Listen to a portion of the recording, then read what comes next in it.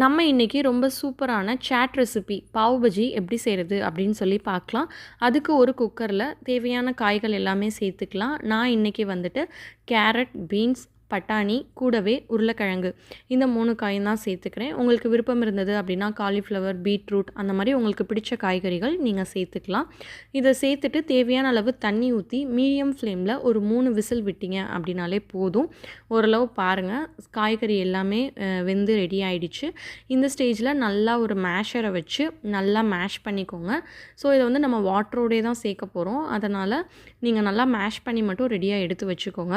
இப்போது அடுத்து வந்துட்டு ஒரு பேனில் ஒரு டீஸ்பூன் அளவு நம்ம வந்துட்டு பட்டர் சேர்த்துக்கலாம். பட்டர் உருகுனதுக்கப்புறமா அது கூடவே ஒரு டீஸ்பூன் அளவு சீரகம், ஒரு கப் அளவு பெரிய வெங்காயம் நல்லா பொடுசாக கட் பண்ணது சேர்த்துட்டு நல்லா மிக்ஸ் பண்ணி விட்டுறலாம். இது கூடவே ஒரு டேபிள் ஸ்பூன் அளவு இஞ்சி பூண்டு பேஸ்ட்டு அதையும் சேர்த்துட்டு கூடவே ஒரு பெரிய சைஸ் தக்காளி நான் சேர்த்துருக்கேன்.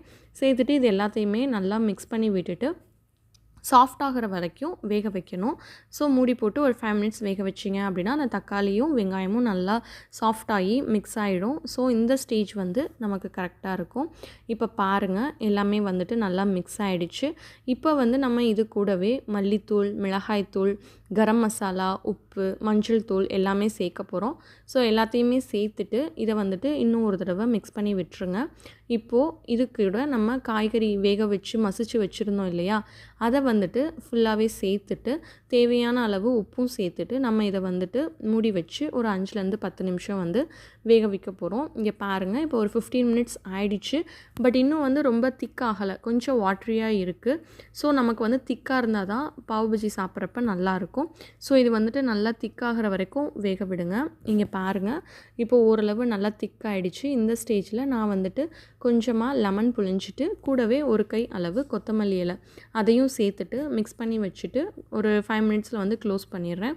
அவ்வளோதான், வந்துட்டு ரொம்ப சூப்பரான கிரேவி வந்து நமக்கு ரெடி ஆகிடுச்சு.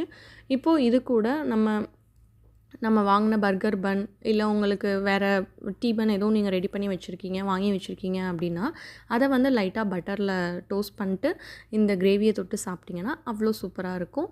இதே மாதிரி நீங்களும் பண்ணி பார்த்துட்டு எப்படி இருந்ததுன்னு மறக்காமல் சொல்லுங்கள். தேங்க்ஸ் ஃபார் வாட்சிங்.